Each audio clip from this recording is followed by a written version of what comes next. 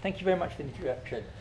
My name's Sam Dredge, and I'm the Programme Manager for the National Centre for Population Health Wellbeing Research, quite a long acronym, the MCPHWR. I'm very fortunate to be able to follow Simon and Karen, because actually this is by no means my area of expertise at all. So I sort of want to have a bit of a disclaimer at the start and apologise if I use any terminology that might be slightly incorrect, because as I say, it's certainly not my area of expertise. So thank you, obviously, to be able to sort of follow the experts. I am a little bit nervous, so if I am babbling, it's because I am nervous. So I'll get some water. I'm normally stuck in a dark room doing numbers, so this is it's a bit all new for me. Okay, so the National Centre for Population Health Wellbeing Research actually recently did some studies into health checks for adults with learning disabilities and how they can improve the survival rates. So that's what I'm going to do today, hopefully run through it. It might be a slightly whistle-stop tour, and that's obviously because it's not my area. But what I can do at the end, if there's any sort of more in-depth conversations that anyone wants to have, then obviously I can pick those up with the people. Unfortunately, I don't have my briefs with me, so it means that I'm not really the researchers to be able to do it. So, I've gone the wrong way. There we go. So it's a very quick, short background to the National Centre. Just in the top left-hand corner, we are one of 5 national centres that is funded by Welsh Government through Health and Care Research Wales, along with the Centre for Ageing and Dementia, National Centre for Mental Health, Prime Centre Wales, and Wales Cancer Research Centre. So some of our research revolves around children and young people, vulnerable children, and then obviously healthy ageing and maintaining health and well-being and vulnerable adults. So that's sort of where this particular research fits into our objectives. So introduction, this study examined evidence of long-term effects of health checks by examining if mortality rates are lower in adults with learning difficulties who have had health checks compared to those who have no record of having them. Research undertaken by Tasha Kennedy, Dr. Jonathan Kennedy, Professor Sinead Braithwaite, and Professor Michael Kerr. So again, it's really fortunate that I've sort of followed experts in this field, because what I didn't really want to do is talk with any sort of confidence really about some of the prior information, obviously in and around health checks. Presumably there has been a lot of research around that, and obviously within the paper that we're currently processing, that hopefully should be being sent out to the BMJ and the Lancet in the next maybe few weeks. Obviously, if anyone was interested in some of that research, that would be more available. So this is some of the background to what we've found. Previous studies have found that health checks lead to detection of unmet needs and targeted actions to address health needs. They've been found to improve detection of less serious health conditions such as earwax and obscuring one or both eardrums, and dental problems at greatly improved quality of life. And I think that sort of fits into maybe some of the stuff that we've been listening to this morning. I hasten to add that this is a very positive piece of research, but obviously it's very much data-led. So some of the external influences around that obviously do need to be taken into account when we look at the research. Health checks have also been found to improve detection of serious conditions such as cancer, as well as to improve health promotion. Now, what we were really looking at is a long-term effect of health checks. So obviously over a short period, I think it has been proven to greatly improve some of these issues. However, it was over a long period that we were looking to do that.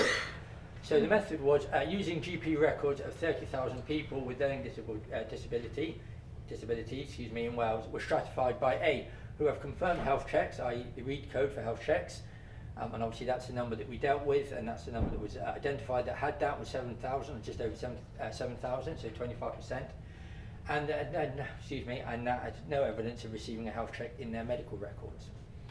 So just for a little bit of a background of how we're able to do this, we work in the National Centre along with CEL, which is it's a data repository for secure anonymised information linkage. So that allows us, and that's provided by Welsh Government, that allows us to be able to identify anonymously using data records, obviously sort of particular research traits. So it was used to link GP data and ONS mortality data between the years 2005 and 2017. So it's quite a longitudinal study in that respect. Survival analysis was used to determine time to death. So this is just a little bit of a breakdown of demographic in terms of obviously the out of the 30,000, some of the figures that we identified. I might not talk and go through all of this, but I'm just going to leave it up for a minute to obviously identify some of the demographics. So obviously on the left-hand side is no health check, and then obviously on the right-hand side is a group that's identified to have had health check.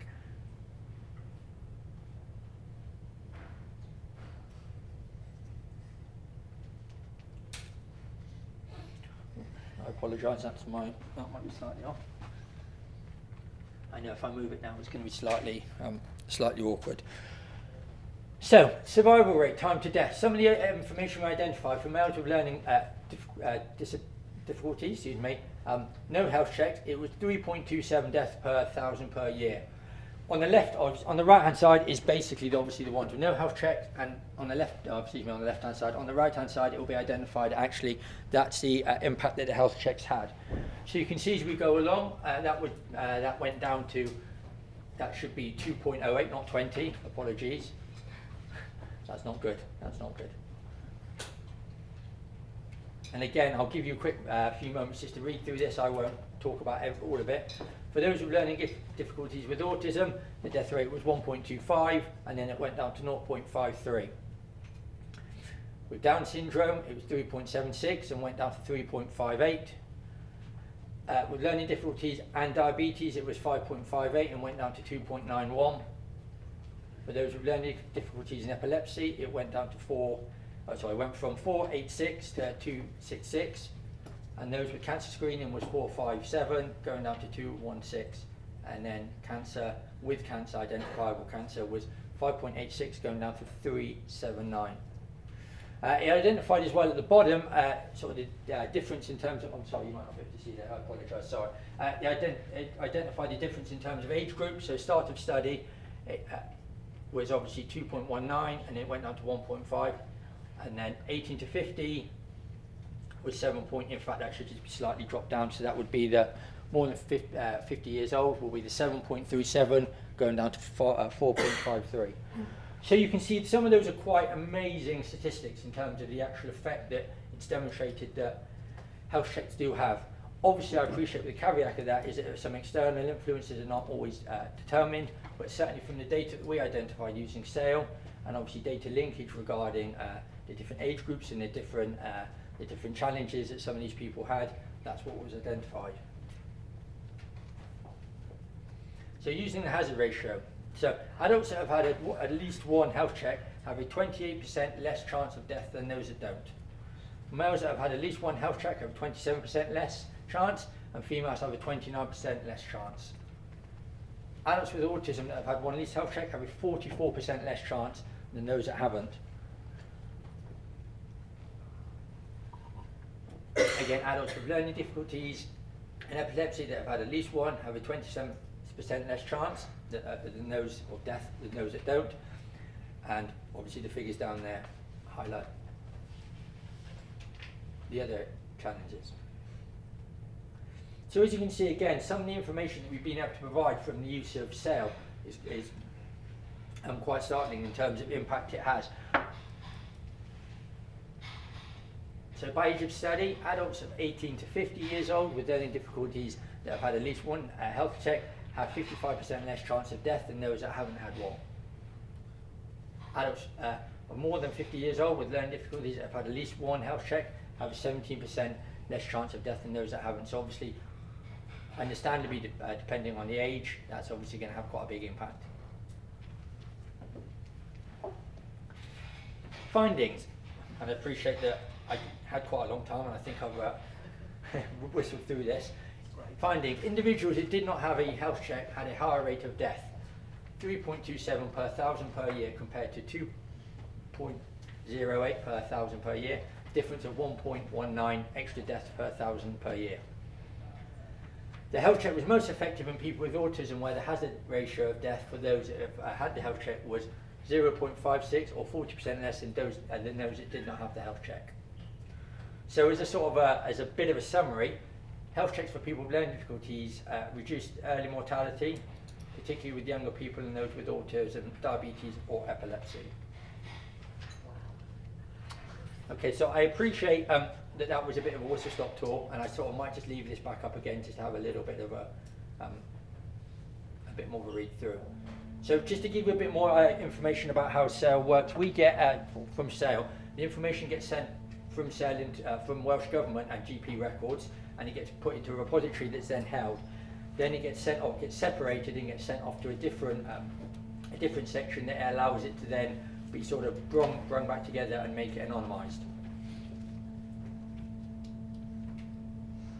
Obviously, within this research, we haven't identified some of the external influences in terms of maybe perhaps why the numbers would be so low. I think we were quoted maybe 60,000 people with learning difficulties. I'm not entirely sure why only 30,000 were identified within our research, but obviously that would be something, some areas that we would hope to improve on.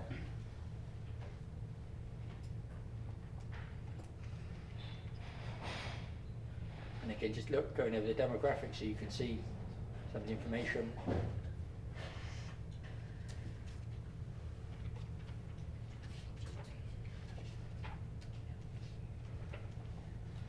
Just going back to the first slide, as I identified, the researchers in above obviously were the people that undertook it primarily.